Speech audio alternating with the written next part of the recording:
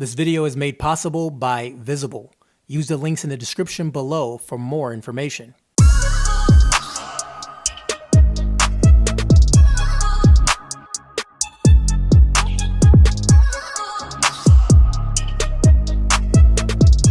What's going on, guys? Kevin the Tech Ninja here, and today we're doing a comparison between the iPhone 12 and the Galaxy S21. Now, both of these phones are considered budget flagship price range. That's even a thing. Let's take a dive into these two phones and see which one's the best. A lot of people are making this mistake by solely looking at specs. While specs do matter, software optimization is huge, and we'll see about that when we get into the performance sections and check a few things out. The iPhone 12 starts at $799 for 64 gigabytes of storage and 4 gigabytes of RAM. The Galaxy S21 starts at the same price, $799, for 128 gigabytes of storage and 8 gigabytes of RAM. Now, both phones comes in different colors, but the iPhone has more color options. The back of the iPhone 12 is made from glass and it's pretty slick. It can attract some fingerprints, and it will. The S21 is matte plastic that does a good job at not getting too many fingerprints. Honestly, I like the plastic on the S21 more than the glass on the iPhone 12. But of course, that is more so a personal opinion. Now, these phones are pretty much the same size and they feel the same in the hand. The S21 screen is slightly bigger, and I mean just slightly. Now, both these phones do feel solid and they do have a high-end feel to them, so that plastic isn't cheap feeling. Using each phone in the hand, I'd say it's close to a draw, but I personally do like the squared off design on the iPhone 12 a bit, but still, in the hand, either one is fine. I would say, as far as unlocking the phones, the Galaxy S21 has an advantage with the in-screen fingerprint scanner. Now, wearing a mask out and about on the iPhone, Face ID doesn't work. So a lot of times you have to swipe and press and then type in a PIN key, and it takes a little bit longer to get into your phone. The S21's face to unlock is pretty solid, but not as secure as the iPhone. But if you're wearing a mask, then the in-screen fingerprint sensor works just fine, or you can even do a swipe code PIN. There's many ways to get into a Galaxy, and that gives it an advantage. One significant advantage that the Galaxy S21 has over the iPhone is that it has a high refresh rate, meaning things just appear to be faster and smoother. Now, in video, it's extremely hard to show you, but when using the phones in the hands, you can definitely tell the difference. Let's take a quick break from this video to talk about today's sponsor, Visible. Sponsorship aside, I am actually a customer of Visible. I moved my family over to PartyPay, and now each of us are only paying $25 a month. Visible's wireless service is as low as $25 a month for unlimited data, messaging, minutes, and hotspots. Now powered by Verizon, 5G included at no additional cost. PartyPay is like a family plan, but each person pays their own part. Once you have that fourth person in your party, each person is paying only $25 a month. A new feature now is that you can have more than 4 people on the plan, so even if a person leaves, you are still on that $25 rate. Now, since it's on Verizon's network, I have excellent coverage everywhere I've been since I've been on Visible. Hit my link below to sign up with Visible right now. And thanks to Visible for sponsoring this video, and now, let's get back to it. Day to day, both phones are just fast. Running apps, games, bouncing into the camera, basically anything you want to do with your phone these days, right? You can do it. Now, both phones are using the latest chips that are available for the respective platform.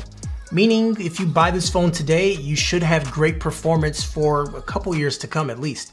Now, your iPhone will get updates for several years, and the S21, well, that could be hit or miss. You may find yourself out of date for months when a new version of Android drops, like it does every summer.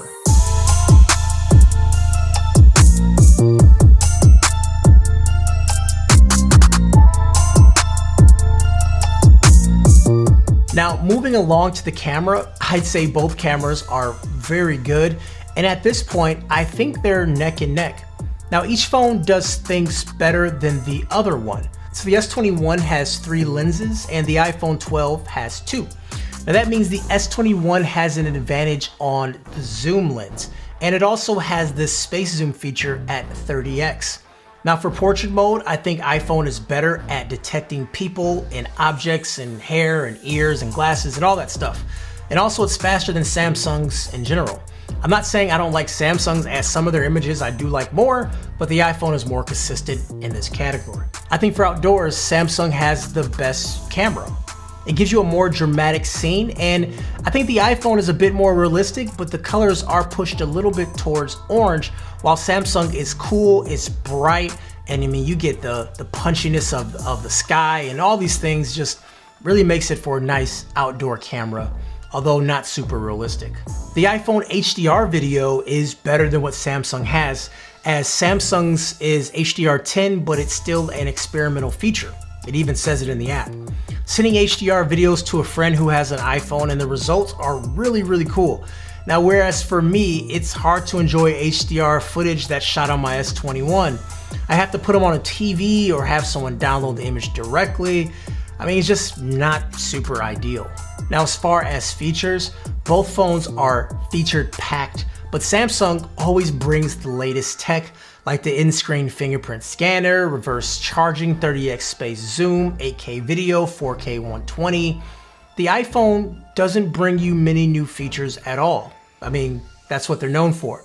But it has a new design, which I really, really like. But beyond that, it feels like an iPhone.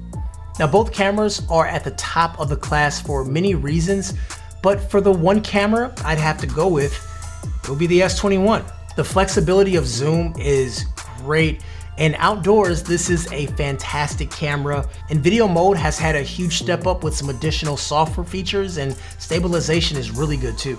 Now, when we discuss the premium lineup, the story could change, but at this price point, Samsung is at the top. So look, as a person that does tech, a lot of people always ask me the question, should they get an iPhone or the Galaxy?